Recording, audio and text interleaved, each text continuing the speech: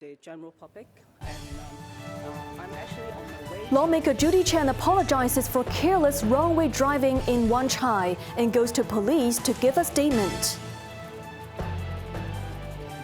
Development chief says the smart tender platform will step up checks on building renovation contractors, including criminal records and intel. So I consider President Trump's remarks to be insulting and frankly appalling. London rebukes US President Donald Trump over his claims downplaying NATO allies' role in Afghanistan war.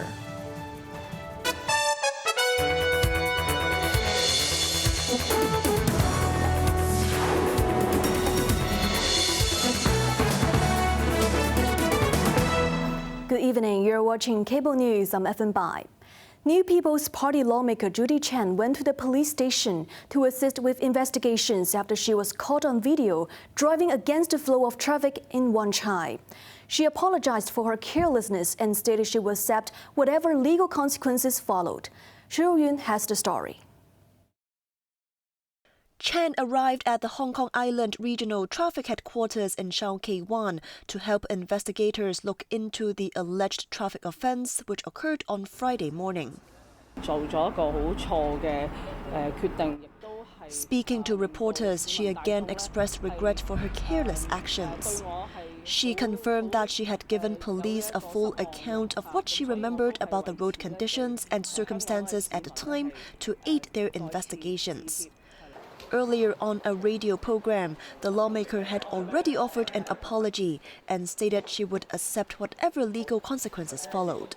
I would like to take this chance to make my apology. I want to say that I'm sorry to the general public.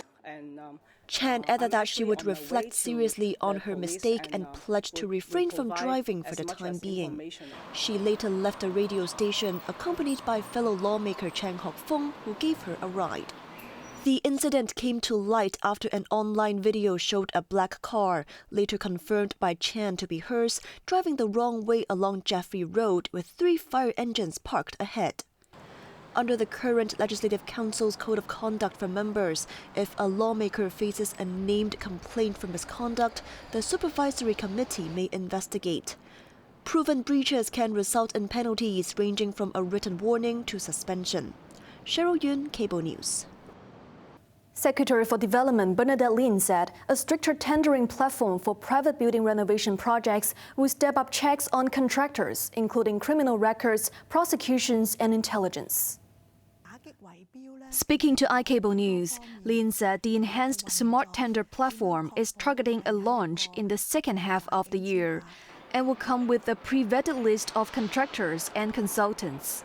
Instead of relying solely on self-declarations by the companies, the Urban Renewal Authority will liaise with law enforcement agencies to search for relevant records.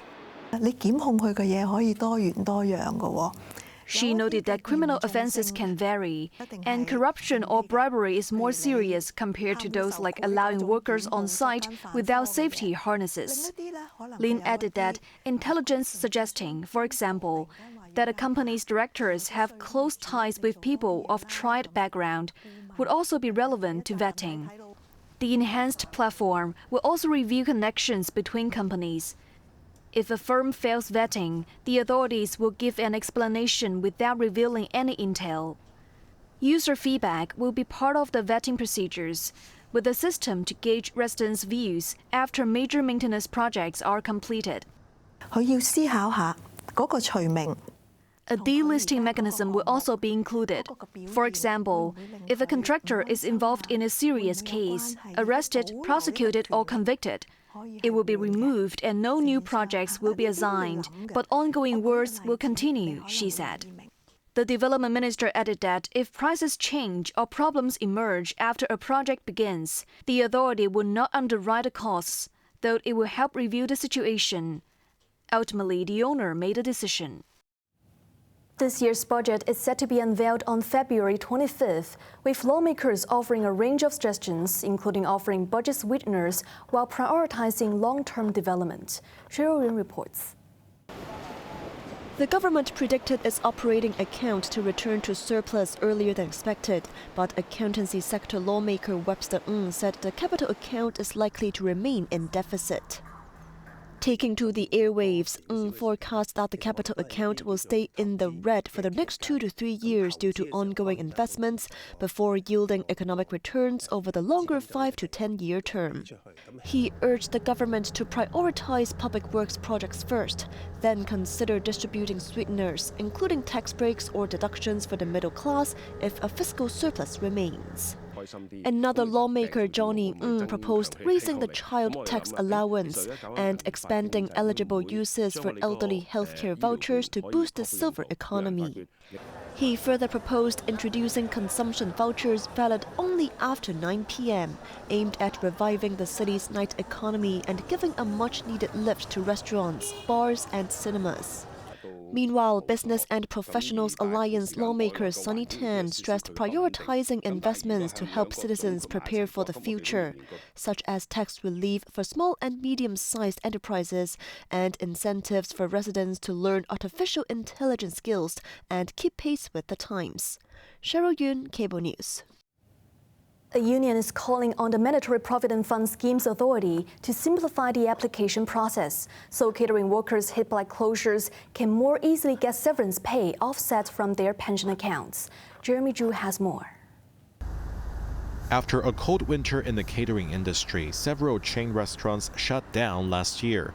At Taipan Bakery, around 200 former staff are still reportedly undergoing the protection of wages on insolvency fund process, hoping payments will arrive before the holiday.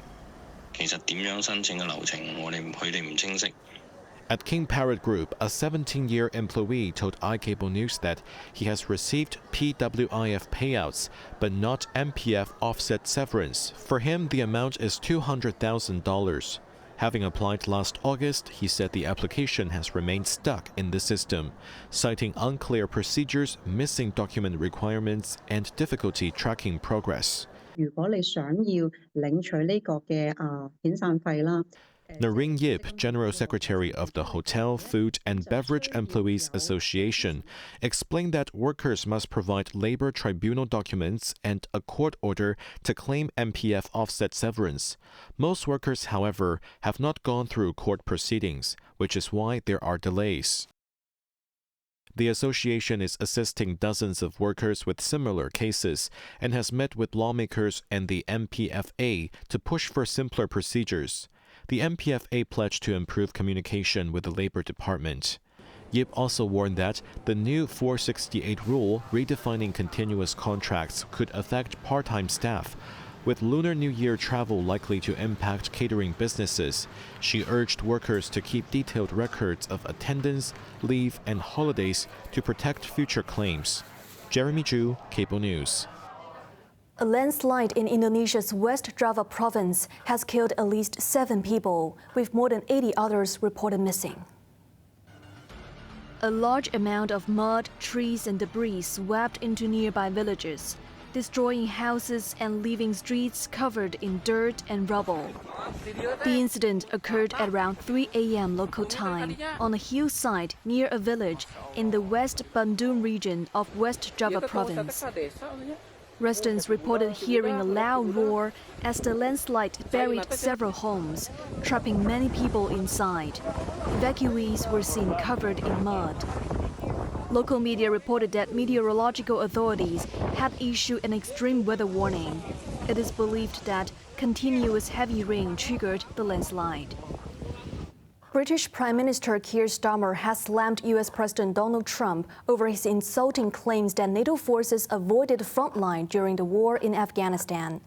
British Prince Harry, twice deployed there, called for respect for Allied troops. Jamie Lee reports. Speaking in an interview with Fox News, Trump repeated his doubts about whether NATO allies would be there if the U.S. ever needed them.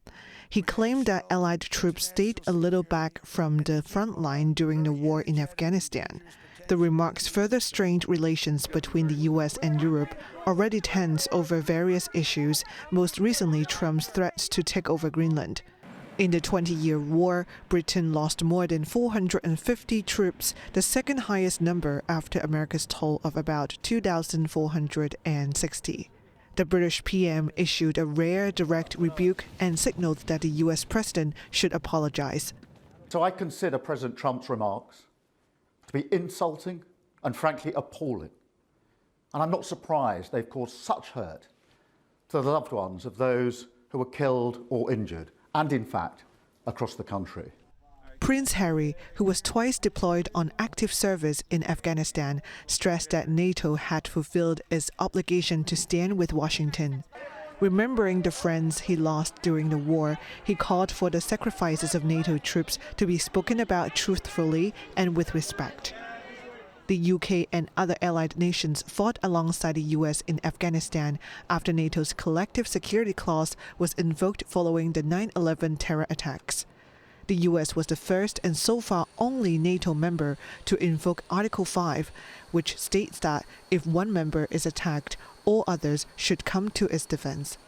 Jamie Liu, Cable News. In the U.S. state of Minnesota, massive protests took place amid growing tensions over immigration enforcement. Hundreds of businesses closed in protest, and at least 100 clergymen were arrested while praying at demonstrations. Jeremy Zhu has more. Resentment towards immigration enforcement is growing in Minneapolis. A large crowd demonstrated outside the airport, where around 100 clergy members knelt in prayer and sang hymns. Police were sent in to keep watch. Some were removed after failing to comply with police instructions to leave. Airport officials said about 100 people were arrested, then released after being charged with trespassing and disobeying police orders. In downtown Minneapolis, close to 50,000 people heeded union cause, braving temperatures of around minus 20 degrees Celsius to march. They demanded President Donald Trump withdraw the roughly 3,000 immigration and customs enforcement personnel deployed to the area. Over 700 businesses closed for the day, with staff joining strikes. The protests were triggered earlier this month after ICE officers in Minneapolis shot and killed a female driver, Renee Good, during an enforcement operation. Rallies then spread to New York City and Portland, calling for a full investigation. ICE previously accused the media and those following the events of spreading misinformation and panic, and insisted their work would continue. The New York Times reported the Federal Bureau of Investigation agent leading the Good case resigned this month after superiors told her to halt the probe. Jeremy Zhu, Cable News. A monster winter storm is set to sweep the United States this weekend, bringing heavy snow and freezing temperatures. At least a dozen states have declared emergencies, and more than 8,000 flights have been cancelled. Some 200 million Americans were under cold weather advisories due to a dangerous winter storm. In Kentucky, people bought de-icing products and snow shovels ahead of the worsening weather. Georgia residents stocked up on food, baby supplies, and medicine, with longer than usual queues forming at checkouts. In light of the bitterly cold weather, the city of Houston in Texas set up 12 warming centers, which will also provide food. In North Carolina, crews spread salt on the ground to protect roads from ice and making them safer. Forecasts warn that the eastern two-thirds of the country could see between 15 centimeters and 35 centimeters of snow over the next few days, with temperatures to feel like around minus 20 degrees Celsius. Onto the weather now. Becoming cloudy, cool tomorrow morning. The temperature will range between 17 to 21 degrees. Sunny periods during the day. 1 or 2 light rain patches tomorrow night. Light winds becoming moderate to fresh easterlies. That's our news tonight. I'm Evan Bai. Thank you for watching and good night.